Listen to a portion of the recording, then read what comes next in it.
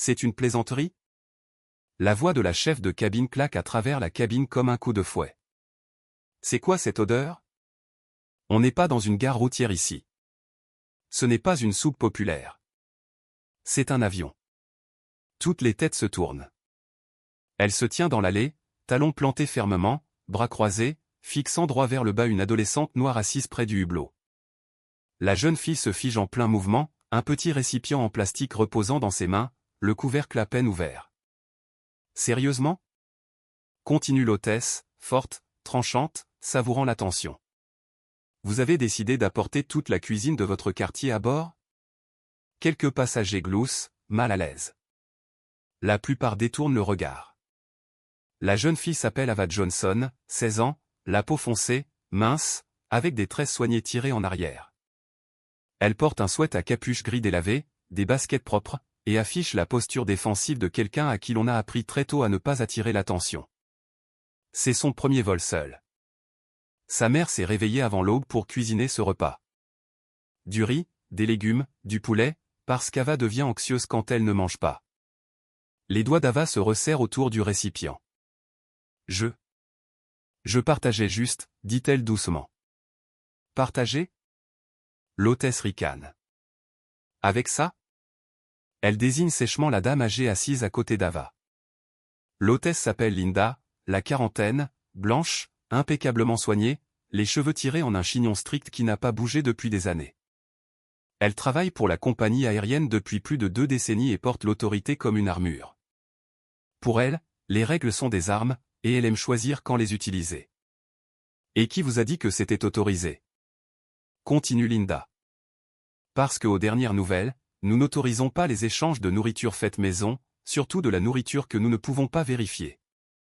Ses yeux parcourent le sweat d'Ava, ses tresses, sa peau. Nous ne savons pas ce qu'il y a dedans, ajoute Linda d'un ton pointu. Ou si c'est propre. Ava déglutit. J'ai vérifié les règles, dit Ava doucement. C'est scellé. Je ne dérangeais personne. Linda rit, sans aucune gentillesse. Oh, ma chérie, dit-elle en se penchant plus près, baissant la voix juste assez pour paraître dangereuse. Les règles ne sont pas là pour que tout le monde les interprète. Elles sont appliquées par des gens qui savent mieux que vous. Elle se redresse et élève la voix à nouveau. Et soyons honnêtes, ajoute-t-elle, nous savons tous comment cela finit. Si nous n'arrêtons pas cela tôt, les gens commencent à penser qu'ils peuvent faire ce qu'ils veulent, apporter ce qu'ils veulent, agir comme s'ils étaient propriétaires des lieux. Le mot gens tombe lourdement. La dame âgée bouge, ses mains tremblant légèrement. S'il vous plaît, dit-elle doucement.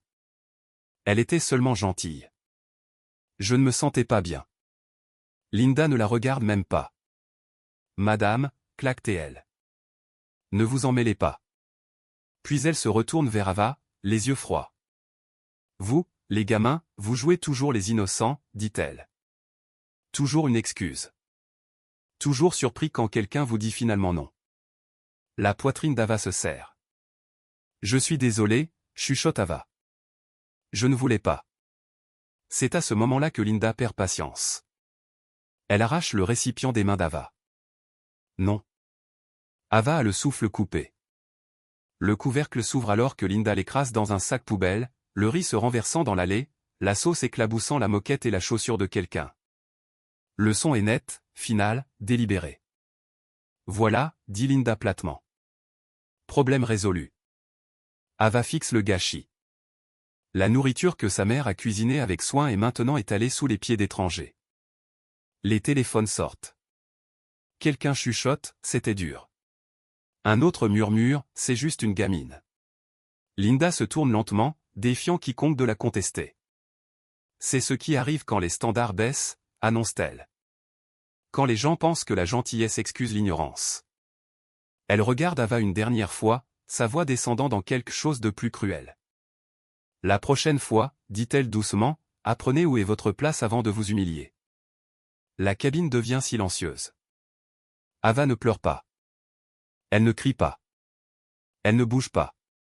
Elle hoche simplement la tête une fois, lente, mécanique, comme si elle acceptait une punition qu'elle n'avait jamais méritée. À côté d'elle, la dame âgée ferme les yeux, non pas de honte, mais en souvenir. quelque chose dans son expression se durcit, non pas de colère, mais de résolution. L'interphone sonne. Mesdames et messieurs, annonce la voix du capitaine, nous allons repousser sous peu. L'avion commence à bouger. Les passagers se réinstallent dans leur siège, impatients d'oublier ce dont ils ont été témoins. Mais quelque chose a déjà été brisé, et ce n'est pas seulement un récipient de nourriture. L'Éternel est près de ceux qui ont le cœur brisé, et il sauve ceux qui ont l'esprit dans l'abattement. Psaume 34, 18. Ava regarde droit devant elle, respirant lentement, comme sa mère le lui a appris. Elle ne le sait pas encore, mais la femme à côté d'elle observe tout. Et ce vol, cette compagnie aérienne vient de commettre la pire erreur de son existence. Si vous avez déjà été humilié pour avoir fait preuve de gentillesse, si vous avez déjà été jugé avant d'être connu, alors ce qui se passera ensuite avec cette dame âgée vous laissera sans voix. La cabine s'installe dans un faux calme. Les ceintures de sécurité cliquent. Les lumières du plafond s'atténuent. L'allée où la nourriture a été détruite a été nettoyée si minutieusement que c'est comme si le gâchis n'avait jamais existé. La tâche est partie. L'odeur est partie. La preuve a été effacée. Ava reste. Elle est assise rigide, les yeux fixés sur le dossier du siège devant elle, les mains jointes fermement sur ses genoux comme si elle tenait quelque chose d'invisible. Ses paumes sont encore chaudes du récipient qui n'est plus là. Ses oreilles bourdonnent de l'écho des rires qui n'étaient pas vraiment des rires. Le genre que les gens font quand ils veulent être du bon côté du pouvoir. De l'autre côté de l'allée, un homme en blazer repassé lui jette un coup d'œil, puis détourne rapidement le regard, embarrassé par sa propre curiosité.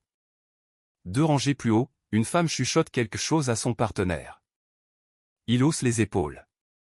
Quelqu'un fait défiler son téléphone et glousse devant une vidéo avec le volume trop fort. La vie normale reprend. C'est ainsi que la cruauté survit. Le chariot de boisson cliquette dans l'allée. Linda revient avec lui, la posture détendue maintenant, la confiance restaurée. Elle se déplace comme quelqu'un qui croit que le moment est déjà passé, et qu'elle a gagné simplement en lui survivant. Son sourire est de nouveau professionnel, poli et pratiqué. Elle s'arrête à la rangée d'Ava. Elle ne parle pas immédiatement. Elle regarde. Son regard se déplace lentement.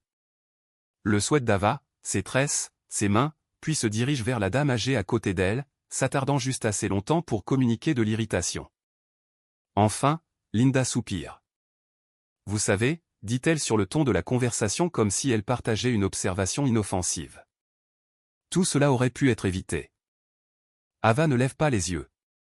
Si les gens comprenaient comment se comporter dans les espaces publics, continue Linda, tapotant légèrement le chariot. Nous n'aurions pas ces moments gênants. La dame âgée tourne la tête. Vous avez créé le moment, dit-elle calmement. Le sourire de Linda se crispe. Avec tout le respect que je vous dois, madame, répond-elle, la voix adoucie de condescendance. Cela ne vous concerne pas. Elle fait un geste vague vers Ava sans la regarder. Je suis responsable du maintien de l'ordre à bord. Et quand certains passagers ne connaissent pas les limites, cela met tout le monde dans une position inconfortable. Elle scannait la cabine comme si elle s'attendait à un accord. Un homme hoche faiblement la tête. Quelqu'un d'autre regarde droit devant. Le silence vote en sa faveur. Linda continue. Cette compagnie aérienne a des standards, dit-elle. Nous ne laissons pas n'importe qui transformer la cabine en ce qu'il veut. Ce n'est pas un jardin. Ce n'est pas un pique-nique. C'est un environnement régulé. Ses yeux se plissent légèrement. Et les règles existent pour une raison. Ava inspire lentement. Elle compte. 1, 2, 3, 4, juste comme sa mère le lui a appris. J'ai suivi les règles, dit Ava doucement, levant enfin les yeux. J'ai vérifié avant d'embarquer. Linda a l'air presque surprise qu'Ava ait parlé. Puis elle rit, un son bref et méprisant. Oh, chérie, dit-elle. Les règles ne sont pas juste des mots sur un site web. Ce sont des jugements, et ces jugements sont faits par des gens qui comprennent comment les choses fonctionnent. Elle se penche juste un peu, baissant la voix. Pas assez pour être privée, juste assez pour être venimeuse. Et soyons honnêtes, ajoute-t-elle. Si nous n'appliquions pas les règles strictement, nous aurions le chaos. Les gens commenceraient à penser qu'ils peuvent apporter ce qu'ils veulent, s'asseoir où ils veulent, agir comme ils veulent. Elle fait une pause délibérée. Nous avons vu comment ça finit. L'implication est tranchante et sans équivoque. Les doigts de la dame âgée se recroquevillent légèrement sur ses genoux. La gentillesse n'est pas le chaos, dit-elle. Linda se redresse, le sourire disparu maintenant. La gentillesse ne l'emporte pas sur la politique, claque-t-elle. Et encourager un tel comportement. Elle fait de nouveau un geste vers Ava. Est irresponsable. Elle tourne son attention vers Ava, pleinement maintenant. Je vous suggère de rester assise tranquillement, dit Linda brusquement, et de ne plus causer de scène pour le reste du vol. Elle regarde la dame âgée une fois de plus. Et si vous ne vous sentez pas bien, nous pouvons organiser une assistance médicale à l'atterrissage. Mais s'il vous plaît, n'encouragez pas des actions qui compromettent la sécurité. Le message est clair. Tu es le problème. Elle est le déclencheur, et je suis l'autorité. Linda pousse le chariot vers l'avant, ses talons claquant en s'éloignant. Les épaules d'Ava s'affaissent juste un peu, non pas par défaite, mais par épuisement, le genre qui vient de la réalisation qu'aucune explication ne sera jamais suffisante. À côté d'elle, la dame âgée regarde Linda battre en retraite dans l'allée.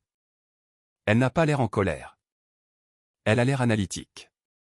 Elle plonge la main dans la poche de son gilet et sort un petit carnet, les bords usés par l'usage. Elle l'ouvre soigneusement et écrit quelques lignes avec des traits délibérés. Ava remarque le mouvement. « Qu'est-ce que vous écrivez » demande-t-elle doucement. La femme sourit faiblement. « Des observations » répond-elle. Ava hoche la tête, incertaine pourquoi le mot semble plus lourd qu'il ne devrait. Des minutes passent. L'avion bourdonne régulièrement, fendant les nuages. De l'autre côté du hublot, la lumière du soleil scintille sur l'aile, aveuglante, indifférente à ce qui se passe à l'intérieur de la cabine. Puis la turbulence commence. Pas violente, juste assez pour déstabiliser. L'avion plonge légèrement. Les compartiments supérieurs craquent. Quelques passagers halètent. Quelqu'un agrippe un accoudoir. Le signal de la ceinture de sécurité clignote à nouveau. La voix de Linda retentit dans l'interphone. Calme, professionnel, contrôlé. Mesdames et messieurs, veuillez rester assis. C'est tout à fait normal. Normal. Le mot atterrit amèrement dans la poitrine d'Ava. La dame âgée ferme son carnet et le pose sur ses genoux. Son regard balaie la cabine lentement. Les passagers qui ont regardé, ceux qui ont enregistré, ceux qui ont détourné le regard, les membres d'équipage qui sont restés silencieux, les systèmes bourdonnant doucement au-dessus de tout cela. Ses yeux se posent brièvement sur le logo de la compagnie aérienne brodé sur le siège devant elle. Sa mâchoire se serre, non pas de colère, mais de décision. Ava se retourne vers le hublot, regardant les nuages dériver, inconsciente que quelque chose de fondamental a changé. Silencieusement, invisiblement, irréversiblement, l'avion poursuit son voyage vers Paris. Mais quelque part au-delà des murs de la cabine, la responsabilité a déjà embarqué, et elle n'attend pas la permission pour atterrir. La turbulence passe, mais la tension ne passe pas. Le signal de la ceinture de sécurité s'éteint avec un carillon creux, et une expiration collective ondule à travers la cabine. Les gens bougent dans leurs sièges. Les conversations reprennent en chuchotement. L'avion s'installe à l'altitude de croisière comme si la cruauté précédente n'était rien de plus que de légers trous d'air. Linda, cependant, n'a pas fini. Elle réapparaît 10 minutes plus tard avec une autre hôtesse traînant derrière elle, plus jeune, plus calme, les yeux fuyant nerveusement. L'expression de Linda est tendue, répétée, résolue, le regard de quelqu'un qui a décidé de donner une leçon. Elle s'arrête directement devant la rangée d'Ava. « Madame, dit Linda fort, ne s'adressant à personne en particulier. Je viens d'être informé que vous avez été averti plus tôt pour comportement inapproprié. » Ava lève les yeux lentement. « Je n'ai pas. » Linda lève la main. Pas d'interruption. Elle claque. « Vous avez déjà causé assez de perturbations. » Les passagers lèvent les yeux. Les téléphones se lèvent à nouveau. Un homme de l'autre côté de l'allée se penche légèrement en avant, sentant le drame. Linda continue, projetant sa voix. « Pour la sécurité et le confort de tous les passagers, annonce-t-elle. Nous devons prendre des précautions supplémentaires quand quelqu'un refuse de suivre le protocole. » Le cœur d'Ava commence à battre la chamade. J'ai suivi les règles, dit-elle encore, doucement mais clairement. Je ne voulais faire aucun mal. Linda rit d'un rire tranchant et méprisant. C'est ça le problème, répond-elle. Vous ne pensez jamais que vous faites du mal. C'est comme ça que ça commence toujours. Elle se tourne vers la jeune hôtesse à côté d'elle. Prends note, dit Linda. Passager en 22B, non conforme. Perturbation potentielle. Le souffle d'Ava se coupe. Je ne suis pas une perturbation, dit-elle, sa voix tremblant malgré son effort pour la garder stable. Linda se penche plus près maintenant, baissant la voix juste assez pour paraître menaçante. Alors arrêtez d'agir comme tel.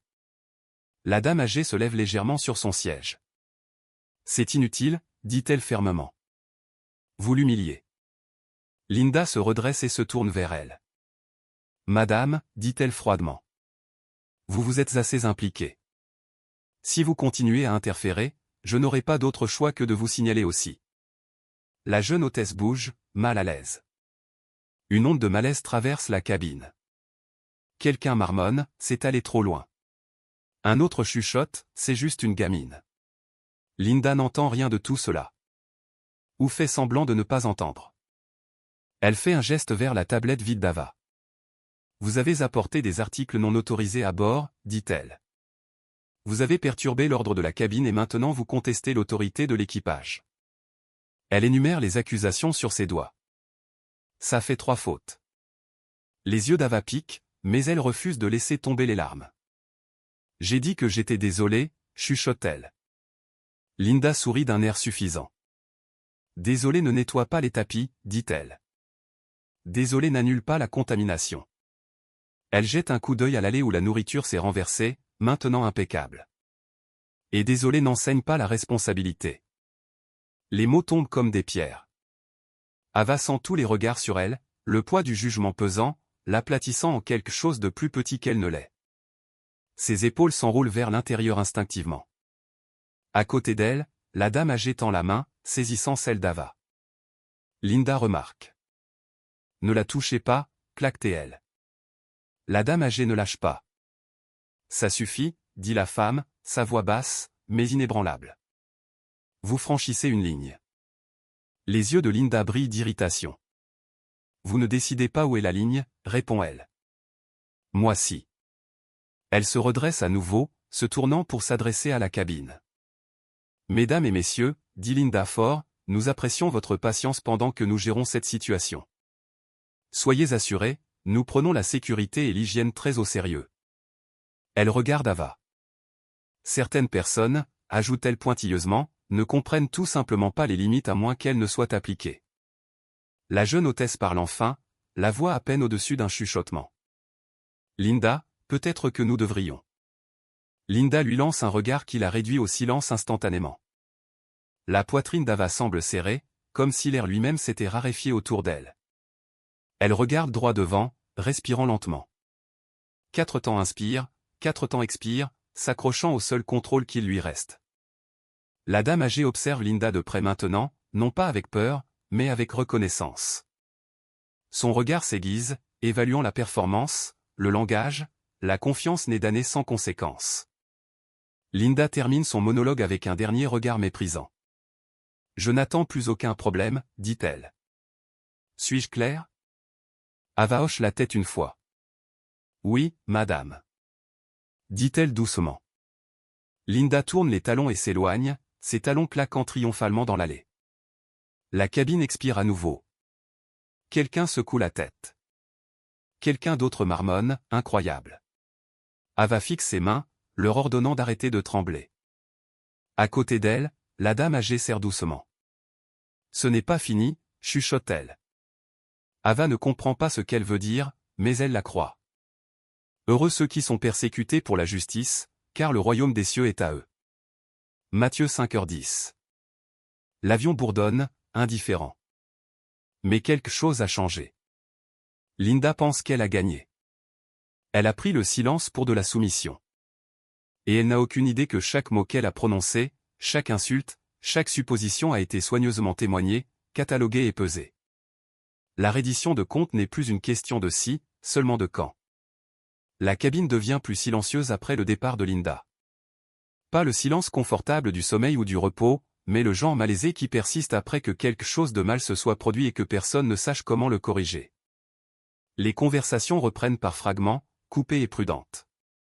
Les gens évitent de regarder vers la rangée 22 maintenant, comme si la honte pouvait être contagieuse. Ava garde les yeux devant elle. Elle fixe l'écran du dossier, éteint et vide, reflétant seulement un faible contour de son propre visage. Son reflet semble plus vieux qu'elle ne se sent, fatiguée, sur ses gardes. Ses mains reposent sur ses genoux, les doigts entrelacés assez fort pour que ses articulations lui fassent mal. Elle ne les desserre pas. La douleur est au moins quelque chose qu'elle peut nommer. À côté d'elle, la dame âgée est assise très immobile. Son tremblement précédent a cessé. Sa respiration est lente et régulière. Sa posture, subtile mais incomparable, a changé, plus repliée vers l'intérieur, plus d'excuses. Elle ressemble à quelqu'un qui a fini d'écouter et a commencé à mesurer. Le bourdonnement des moteurs remplit l'espace entre elles. Des minutes passent. Puis une annonce de vol résonne doucement au-dessus, informant les passagers de l'altitude, de la météo, de l'heure d'arrivée. La voix est agréable, neutre, répétée, ordonnée. Ce mot flotte dans l'esprit d'Ava. Ordre. Est-ce ce que cela était censé être? Elle déglutit et parle enfin à peine au-dessus d'un chuchotement. Je suis désolée, dit-elle. La dame âgée tourne la tête lentement. Pourquoi? Demande-t-elle.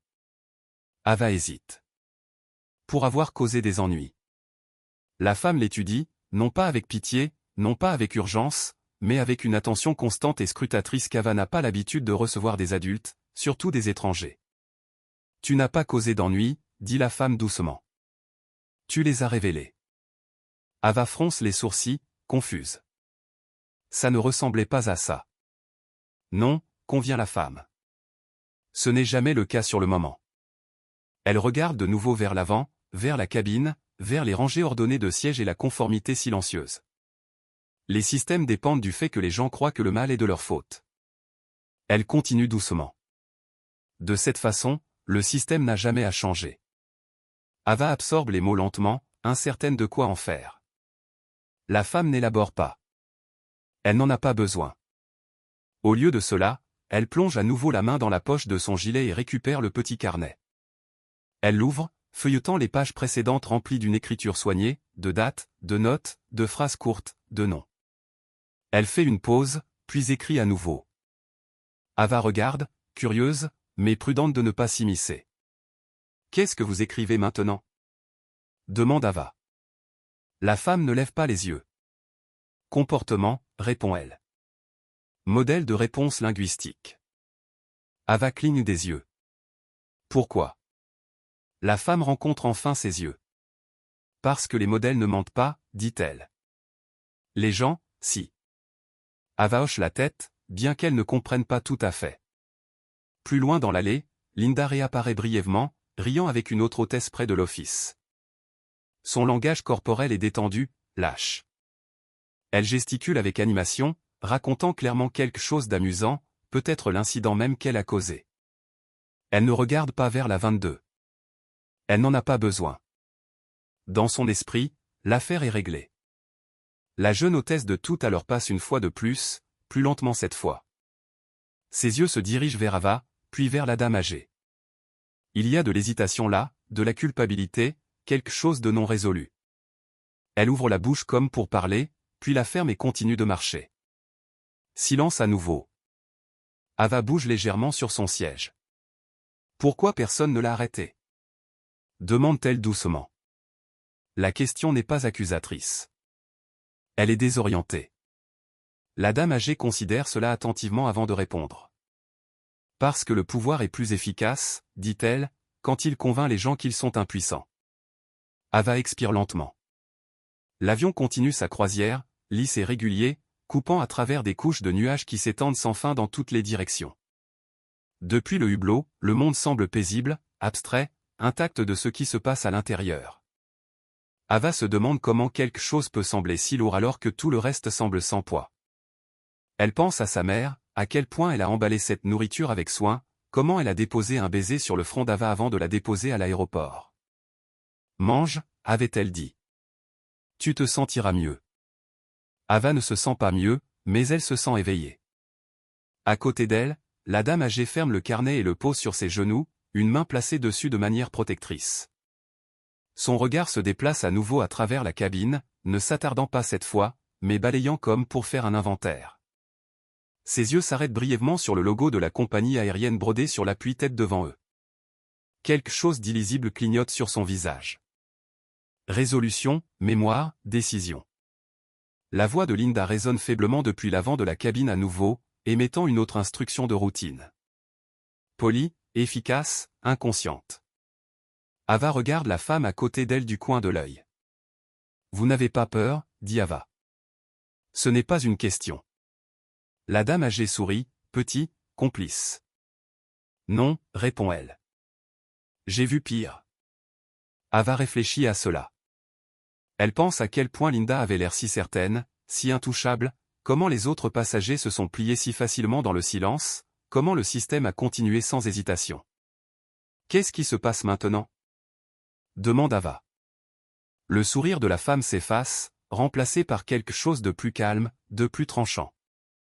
Maintenant, dit-elle, nous laissons la vérité finir d'arriver. Ava penche la tête. La vérité ne semble pas très rapide. La femme glousse doucement. Non, elle ne l'est pas. Elle regarde à nouveau par la fenêtre. Mais elle est minutieuse. Une autre annonce les interrompt. Un rappel de rester assis, une prévision de ciel clair à l'atterrissage à Paris. Tout est routine, prévisible, sauf qu'Ava sent quelque chose de différent s'installer dans sa poitrine. Pas de honte, pas de peur, quelque chose de plus stable, un sentiment que ce qui s'est passé n'était pas aléatoire, que cela comptait, qu'elle comptait. Linda passe une fois de plus, cette fois sans s'arrêter. Elle jette un coup d'œil à Ava brièvement, un regard d'avertissement, pas d'inquiétude, puis continue, satisfaite. Ava croise son regard juste une seconde. Elle ne tressaille pas. Linda détourne le regard la première. La dame âgée remarque. Elle ne dit rien, mais ses doigts se resserrent légèrement autour du carnet. Mieux vaut un homme patient qu'un guerrier, celui qui est maître de soi que celui qui prend une ville. Proverbe 16h32. Les mots s'installent entre elles, non dit mais présents. L'avion poursuit son voyage silencieux. Mais l'équilibre a changé. Linda croit que l'histoire est finie. Les passagers croient qu'elle sera oubliée. Ava croit qu'elle a survécu à quelque chose qu'elle n'aurait pas dû avoir à subir. Et la femme à côté d'elle sait avec une certitude absolue que le système vient de documenter sa propre culpabilité. Tout ce qu'il reste à faire maintenant, c'est atterrir. Et quand ils le feront, le silence cessera de protéger les puissants. Il les exposera. L'avion commence sa descente. Le changement est subtil au début. Une légère inclinaison, un doux changement de pression, mais Ava le sent immédiatement. Ses oreilles se bouchent. Les moteurs baissent de régime. De l'autre côté du hublot, les nuages s'amincissent, révélant la terre loin en dessous, ordonnée et distante. La voix de Linda retentit dans l'interphone une fois de plus, lisse et pratiquée. Mesdames et messieurs, nous avons commencé notre descente finale vers Paris. Veuillez vous assurer que vos ceintures de sécurité sont attachées et vos tablettes rangées. Son ton est calme, confiant, intact. Ava jette un coup d'œil à la dame âgée à côté d'elle. Elle se tient plus droite maintenant, les mains jointes proprement sur le carnet sur ses genoux. Ses yeux sont alertes, concentrés, non pas sur la fenêtre, mais sur l'allée, sur le système. Le signal de la ceinture de sécurité teinte. Les passagers remuent, ajustant les sacs, vérifiant les téléphones, se préparant à se lever au moment où ils y seront autorisés. La cabine se remplit de l'énergie agitée de l'arrivée. Soulagement, impatience, anticipation. Linda descend l'allée une dernière fois, inspectant les sièges avec l'autorité de quelqu'un qui croit avoir maintenu le contrôle du début à la fin. Quand elle atteint la rangée 22, elle s'arrête, non pas parce qu'elle le doit, parce qu'elle le veut. Elle regarde Ava à nouveau, pas cruellement cette fois, mais avec mépris comme si Ava avait déjà été classée sous problème géré. Tout est réglé maintenant? Demande Linda platement. Ava croise son regard. Oui, madame, dit-elle. La réponse est polie. Elle est aussi finale. Linda hoche la tête une fois, satisfaite, et se tourne pour partir. Ce ne sera pas nécessaire, dit la dame âgée. Sa voix est calme, claire, assez forte pour porter. Linda se fige. Elle se tourne lentement, l'irritation clignotant sur son visage. Excusez-moi. La dame âgée détache sa ceinture de sécurité et se lève. À cet instant, quelque chose dans la cabine change. Ce n'est pas dramatique. Pas de halètement, pas de cris, mais les têtes se tournent instinctivement. Les postures changent. L'attention s'aiguise.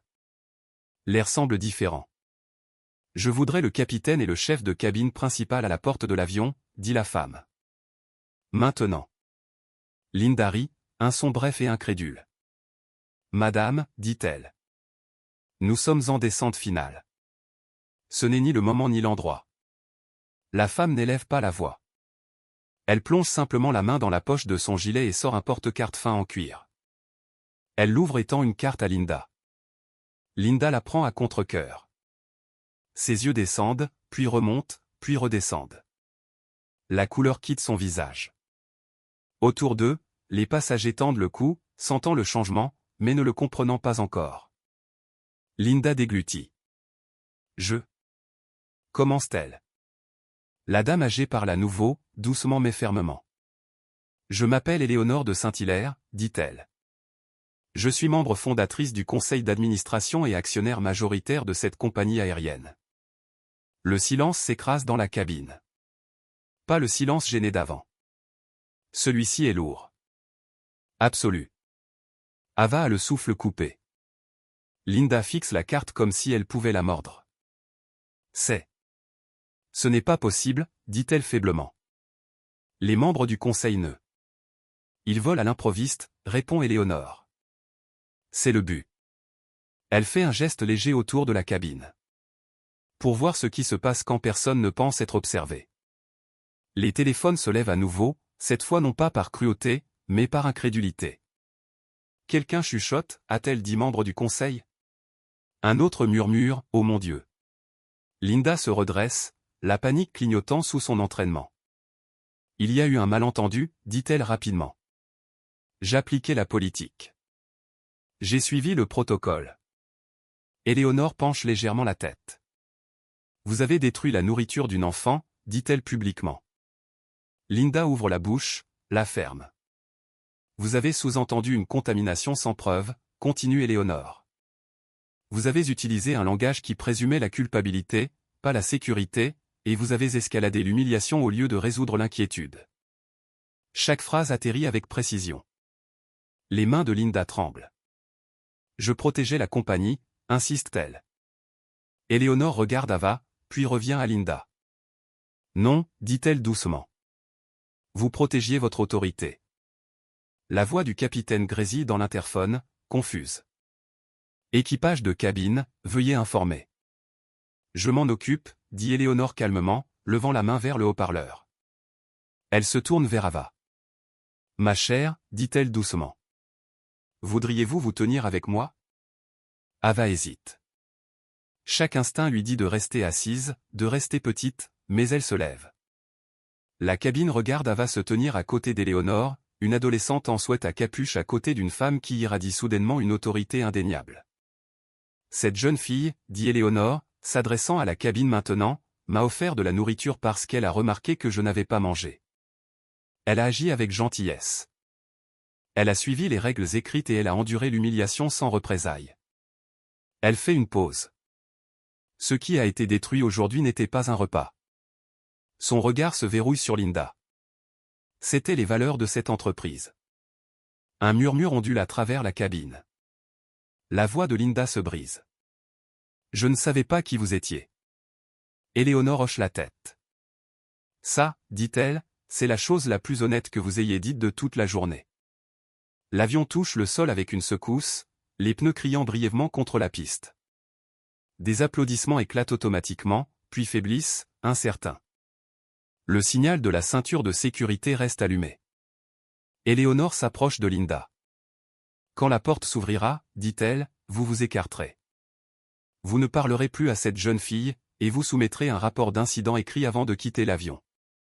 Linda hoche la tête, les yeux écarquillés. Oui, madame.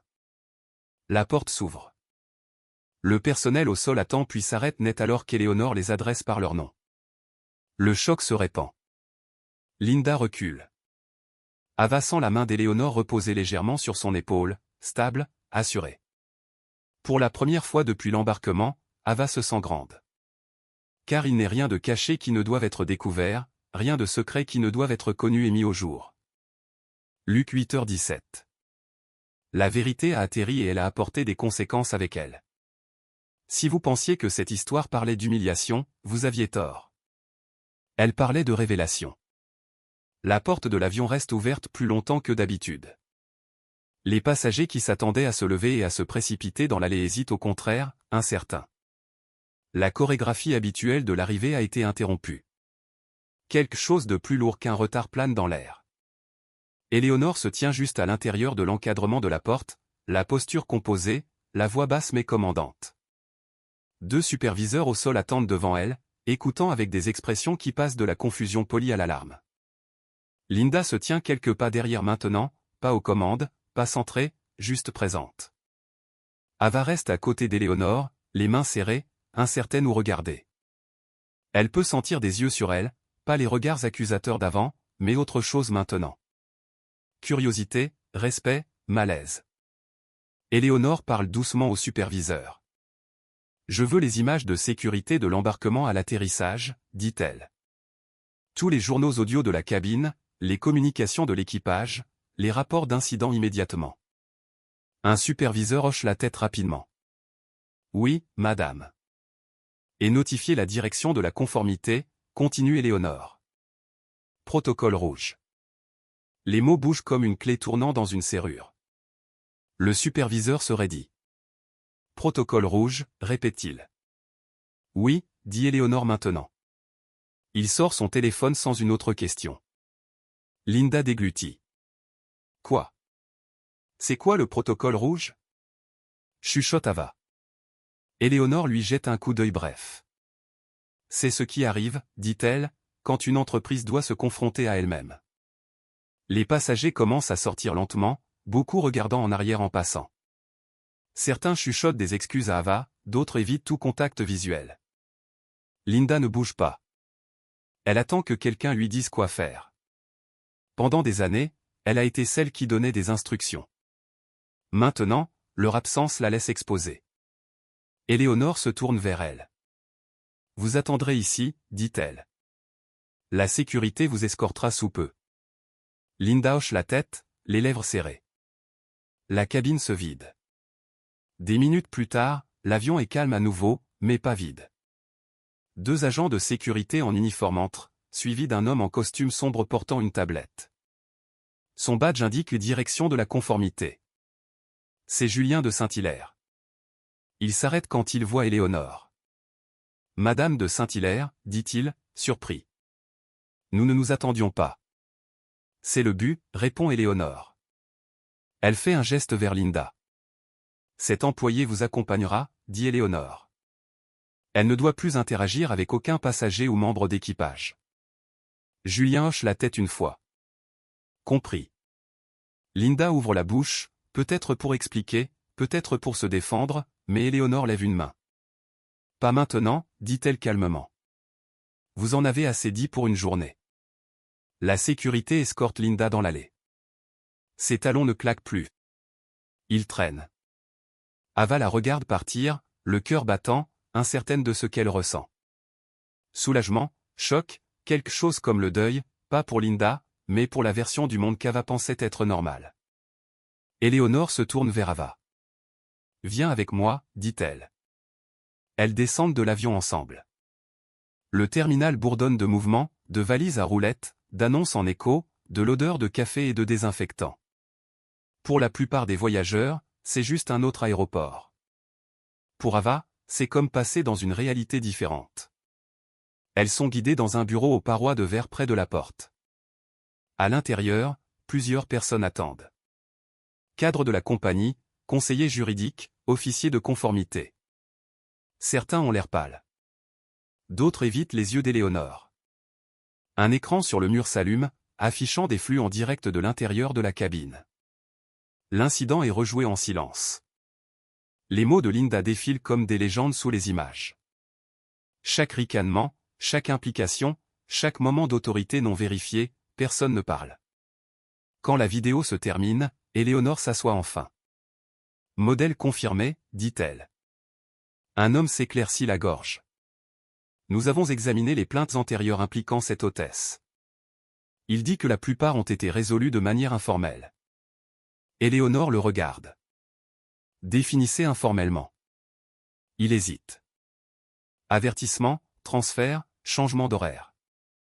En d'autres termes, enterré. Éléonore hoche la tête une fois. Et les superviseurs qui ont permis à ce modèle de continuer? Demande-t-elle. Un autre cadre répond doucement. Ils seront placés en congé administratif en attendant l'enquête. Le regard d'Éléonore s'aiguise. Non, dit-elle. Ils seront suspendus immédiatement pour faute. Silence, puis hochement de tête. Ava est assise dans le coin de la pièce, petite contre le mur de verre, absorbant tout. Pas de cris, pas d'insultes, pas d'humiliation en retour, juste des décisions, des conséquences. Éléonore se tourne à nouveau vers Ava. Voudrais-tu rentrer chez toi? Demande-t-elle doucement. Ava hoche la tête. Oui, madame. Éléonore sourit faiblement. Bien, mais d'abord, je te dois quelque chose. Elle fait signe à un assistant juridique de s'avancer. La femme tend un dossier à Éléonore. Ce n'est pas une compensation, dit Éléonore en le tendant à Ava. C'est une reconnaissance. À l'intérieur se trouve une lettre formelle, une excuse écrite signée, spécifique, nommant exactement ce qui a été mal fait et pourquoi. Les yeux d'Ava piquent. Je n'ai rien fait de spécial, dit-elle doucement. Éléonore secoue la tête. Tu as fait quelque chose de rare, répond-elle. Tu es resté gentil quand le monde essayait de t'endurcir. Elle se lève. Cette compagnie aérienne publiera une déclaration dans l'heure, continue-t-elle, s'adressant à la salle. Des révisions de politique suivront. Examen obligatoire des préjugés, changement de direction, transparence totale. Un cadre expire en tremblant. Notre action. Éléonore lève une main. Nous nous en remettrons, dit-elle. Ou pas. Dans tous les cas, l'intégrité coûte moins cher que la corruption à long terme. Personne ne discute. La réunion se dissout rapidement après cela. Alors qu'Ava et Éléonore marchent vers la sortie, Ava jette un coup d'œil en arrière au bureau de verre. Les gens à l'intérieur, la machinerie du pouvoir broyant lentement mais sûrement vers la reddition de comptes. C'est fini? Demande Ava. Éléonore considère cela. Pour aujourd'hui, dit-elle. Oui. Elles sortent dans la lumière du terminal. Les foules bougent autour d'elles, inconscientes qu'une institution vient de commencer à s'effilocher. Ava prend une profonde inspiration. Pour la première fois depuis l'embarquement, sa poitrine semble dégagée. La justice n'a pas crié. Elle a exécuté. Et elle n'a pas encore fini. L'effondrement ne ressemble pas au chaos. Il ressemble à des emails. Il ressemble à des salles de conférence avec des portes fermées et des stores baissés. Il ressemble à des déclarations soigneusement rédigées et redéfinies jusqu'à ce que la vérité ne puisse plus être adoucie. D'ici à ce qu'Ava se réveille le lendemain matin, le nom de la compagnie aérienne est déjà en tendance. Elle le voit sur son téléphone avant même de sortir du lit. Son écran se remplit de gros titres. Pas sensationnel, mais précis.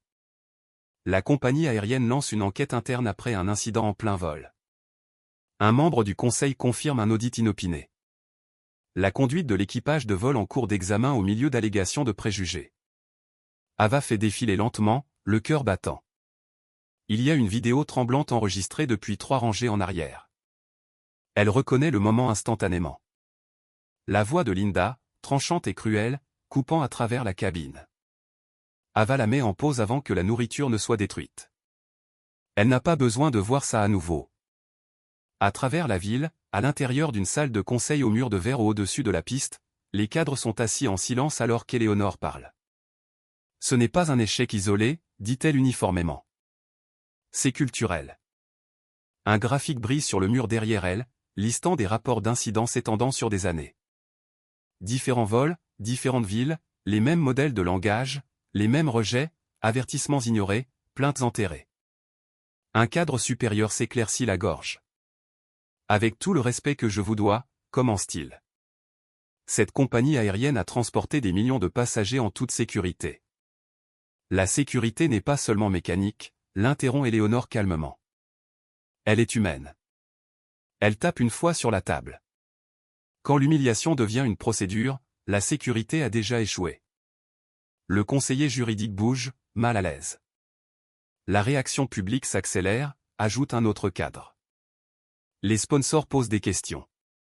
Les actionnaires sont nerveux. Éléonore hoche la tête. Il devrait l'être.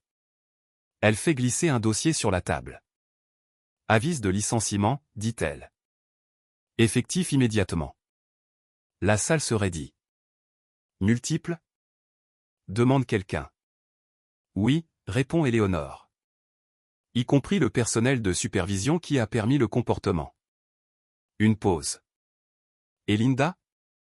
Demande une autre voix. Éléonore n'hésite pas. Son emploi a pris fin, dit-elle. Et sa conduite a été formellement documentée. Pas d'embellissement, pas de jubilation, juste des faits. À midi, la compagnie aérienne publie une déclaration. Elle ne s'excuse pas si quelqu'un a été offensé. Elle ne blâme pas le malentendu. Elle nomme le comportement. Elle admet l'échec. Elle promet le changement, non pas dans un langage vague, mais avec des délais et une surveillance. L'action chute quand même. Les analystes appellent cela une correction nécessaire. Sur les réseaux sociaux, les passagers partagent leurs propres histoires, pas seulement à propos de cette compagnie aérienne, mais à propos de moments où on leur a parlé de haut, où ils ont été rejetés, rendus petits.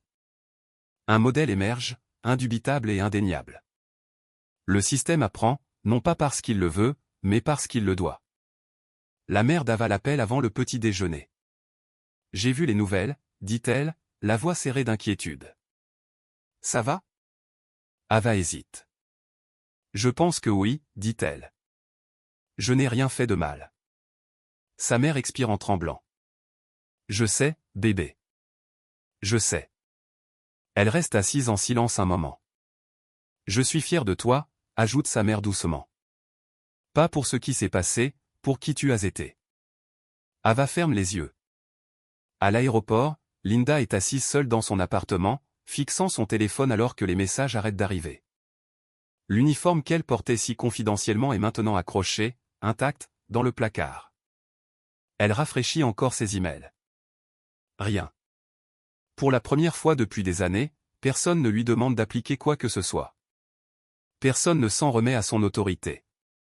Elle se dit que c'était injuste. Elle se dit qu'elle ne savait pas. Mais les mots rejouent quand même, sa propre voix, tranchante et absolue, résonnant vers elle depuis un millier d'écrans. Vous les gens, apprenez où est votre place. Il sonne différemment maintenant. Il sonne permanent. De retour au siège de la compagnie aérienne, Éléonore signe la dernière page du rapport interne. Elle s'arrête brièvement, le stylo en suspens, non pas dans le doute, dans la pensée. Puis elle signe. Le document avance vers les régulateurs, vers les conseils de surveillance, vers le dossier public. Les conséquences s'étendent au-delà d'un employé, au-delà d'un vol. Les programmes de formation sont démantelés et reconstruits.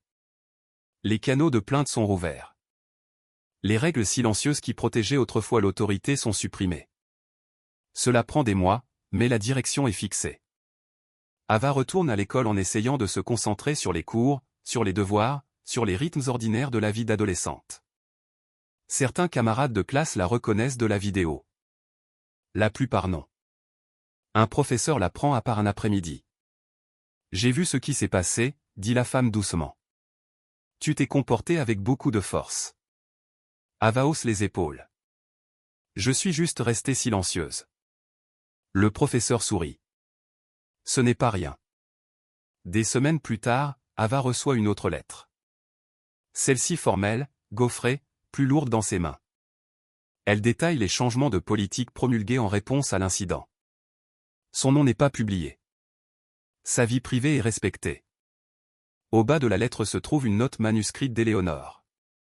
Le monde change quand quelqu'un refuse de devenir plus petit. Merci d'être resté exactement là où tu étais. Ava la lit 2 fois. Elle la plie soigneusement et la place à côté de la première lettre. Le PDG de la compagnie aérienne démissionne discrètement avant la fin du trimestre. Pas de scandale, pas de spectacle, juste une reconnaissance que la direction n'a pas vu ce qui se passait à la vue de tous. Les cycles d'actualité avancent. Ils le font toujours. Mais la structure en dessous a changé. Un après-midi, Ava passe devant l'aéroport à nouveau, cette fois avec sa mère. Les avions décollent au-dessus, s'élevant sans effort dans le ciel. « Tu détestes voler maintenant ?» demande sa mère doucement. Ava regarde un jet grimper, la lumière du soleil clignotant le long de ses ailes. « Non, dit-elle après un moment.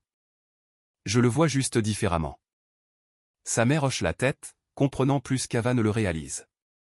À l'intérieur d'un des centres de formation de la compagnie, une nouvelle vidéo joue pour les membres d'équipage entrants. Ce n'est pas dramatique. Ce n'est pas sensationnel. C'est calme. Cela montre un moment de choix.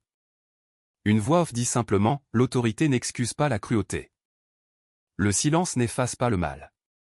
La caméra coupe sur une allée vide, un repas renversé depuis longtemps nettoyé, mais dont on se souvient.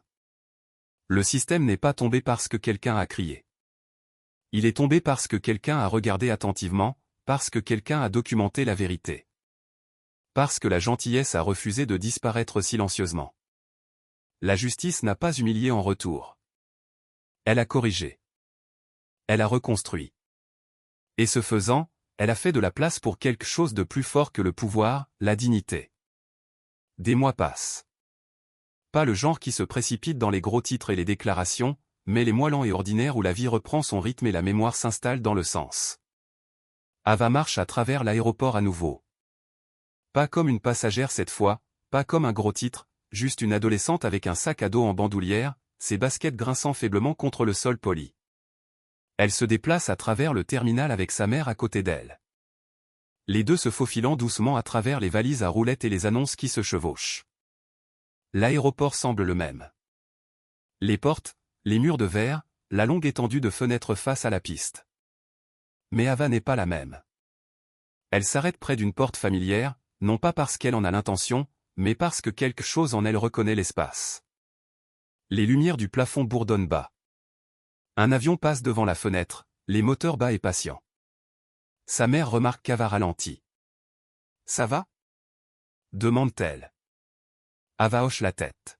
« Ouais, je me souviens juste. » Sa mère lui serre la main doucement.